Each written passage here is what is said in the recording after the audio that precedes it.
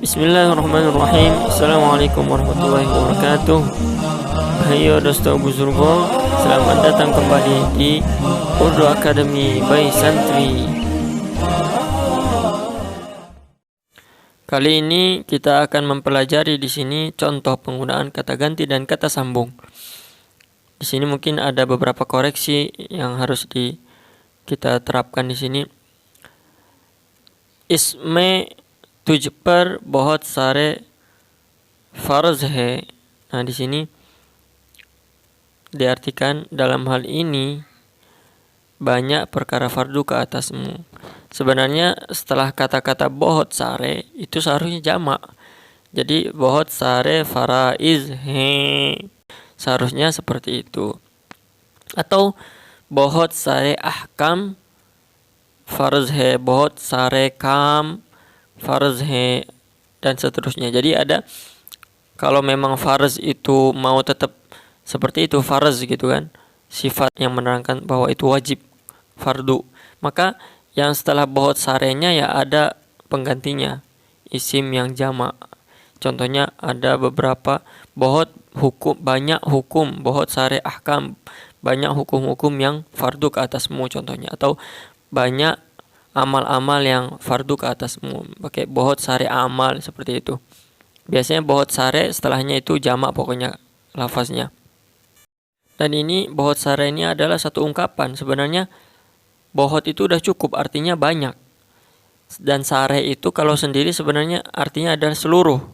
Tapi biasanya memang dua ini digabung, bohot sare, untuk menyatakan mungkin takkid ya, penekanan akan banyaknya perkara itu, maka jadi bohot sare. Aslinya bohot juga udah artinya udah banyak dan cukup sudah. Bohot ahkam atau bohot amal, bohot faraiz udah cukup. Tapi di sini pakai sare itu untuk menunjukkan salah satu ungkapan Urdu, jadi dihafalkan saja. Oke, kemudian tum mese. Nah, ini jelas-jelas tulisannya salah. Tum mese jisme isti'adad he kon. Nah, ini juga agak aneh ini kalimatnya. Jadi memang sih Urdu dibalik-balik dan bebas. Kalau kita jadikan ini syair mungkin ya oke lah. Tapi kalau untuk susunan yang biasa ini rada aneh. Di antara kalian yang ada persiapan siapa? Ini siap nih salah nih, seharusnya siapa. Jadi kon artinya siapa. Jadi di bahasa Indonesianya diakhirkan siapanya. Jadi di Urdunya juga diakhirkan. Jadi bisa dibalik-balik. Kon he tum mese jisme isti'adad ho. Biasanya seperti itu. Jadi kalau misalnya masih istilahnya tanda tanya, biasanya pakai ho, enggak he. Tapi ya kita anggap di sini benar aja, dan kita intinya apa di sini untuk memberi contoh aja lah untuk kata ganti. Ya dalam percakapan mah bebas sih bolak-balik. Hanya saja di sini masih ada satu lagi yang perlu diperhatikan. Di sini sebenarnya isti'adad artinya bukan persiapan. Jadi dalam Urdu isti'adad itu artinya kemampuan. Nah, ini beliau ini kan mungkin karena bahasa Arabnya juga kuat, jadi beliau nyangka isti'adad yang di Urdu sama dengan yang di bahasa Arab. Tapi sebenarnya adalah beda. Memang di dalam bahasa Arab isti'adad artinya persiapan, tapi dalam Urdu itu total berbeda. Dan banyak lafaz yang seperti itu. Bahasa Urdu mengambil dari bahasa Arab tapi memaknainya dengan arti yang berbeda. Jadi ya itu harus kita perhatikan bagi orang yang sudah kuat dalam bahasa Arab. Ya itu perlu dicek kembali untuk arti bahasa Urdunya seperti apa. Berbeda kadang, total berbeda. Kalau dalam bahasa Arab wasta'indu, dan bersiaplah kan, ista'indu kan gitu. Tapi dalam bahasa Urdu isti'adad itu adalah kemampuan. Seperti yang tercantum di cuplikan kamus Urdu Inggris di sini, capacity, qualification, kompetensi kan, kualifikasi, kompetensi, talent, ability, readiness, kesiapan diri. Jelas artinya berbeda dengan persiapan yang kita bayangkan, persiapan berangkat, bukan seperti itu. Kemudian di sini hamme. Jadi di sini salah. Di antara kami itu seharusnya hamme, bukan hame itu. Hamme jinhone ini salah karena nggak ada fiil di sini. nggak ada fi'il madhi. Jadi yang kia, bataya, kaya, yang itu nggak ada. Jadi seharusnya jo. Hamme jo alim he, bohot kam he. Seperti itu seharusnya. Di antara kami yang alim sangat sedikit. Kemudian isme jiske sat baca ho usme beto. Insyaallah kita akan ambil satu kitab yang dari orang Urdu langsung, yaitu nanti akan kita bahas. Untuk sebagai contoh-contohnya nanti ada satu rantaian video tersendiri insyaallah dari buku percakapan Urdu langsung. Nah di situ nanti ada contoh-contoh yang lebih bagus lah, susunan katanya yang sesuai orang Urdu. Kalau kita ngomong sama orang Urdu dengan kata-kata ini, ya insyaallah dia bisa paham sih ya.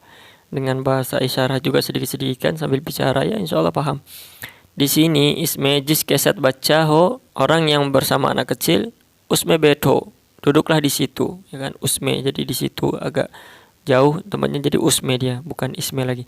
Kemudian merepas kita behe, terepas kya he. Bersama saya ada kitab, yang bersamamu apa?